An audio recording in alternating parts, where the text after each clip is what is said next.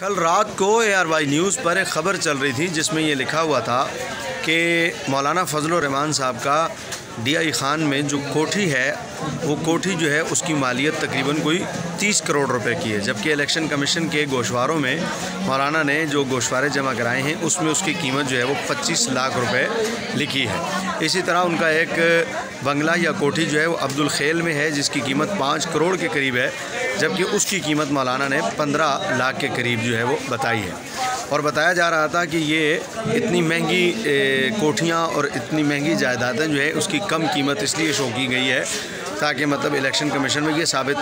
करना पड़े कि पैसा कहाँ से आया है। अब अगर ये ख़बर झूठी है तो मौलाना को ARY पर केस करना चाहिए कि उन्होंने उनकी इज़्ज़त के साथ खिलवाड़ किया और उनकी पगड़ी उछाली, और अगर ये ख़बर सच्ची है तो फिर ये मानना पड़ेगा कि हर हुकूमत के साथ एडजस्ट होना इतना आसान नहीं होता। पहले करप्शन करनी पड़ती है, काला धन होता है, माल इधर से उधर का आता है, फिर वो जमा होता है और फिर उस माल को इस तरह खर्च किया जाता है और फिर गोशवारों में उसे कम शो किया जाता है ताकि उसका हिसाब ना देना पड़े। यही वजह है कि जब धरना दिया था मौलाना फजलुर रहमान ने इस्लामाबाद में अपनी पूरी क़ुव्वत के साथ, तो बग़ैर किसी नतीजे के वो धरना जो है वो बग़ैर किसी नतीजे के ख़त्म हो गया और पता ही नहीं चला कि धरना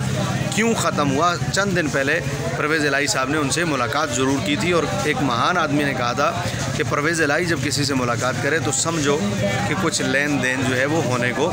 जा रहा है, और वो बाकायदा वहाँ धरने में नज़र भी आया। अब समझ में आई कि मौलाना खादिम हुसैन रिजवी साहब क्यों बड़े धड़ल्ले से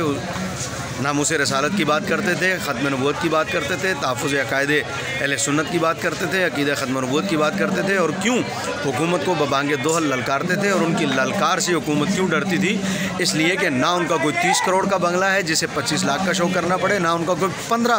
50 करोड़ का बंगला है जिसे 50 लाख का शो करना पड़े। 2 मरले के घर में रहने वाला, मस्जिद के मकान में रहने वाला, नामूस रसालत की बात करने वाला, इसीलिए बड़े बबांगे दोहल दलेरी के साथ हुकूमत वक्त को और पूरी दुनिया कुफ्र को, सिखों को ललकारता था। क्यों? इसलिए कि जिसका अपना कुछ ना हो, सब कुछ हुजूर की नामूस पर कुर्बान करने के लिए रखा हुआ हो, वो माल 2 नंबर नहीं हो सकता, यकीनन 1 नंबर है। रोएगी दुनिया खादिम हुसैन रिजवी जैसे उलमा को, अब तरसे की दुनिया अल्लामा खादिम हुसैन रिजवी जैसे उलमा। आदाब अर्ज़।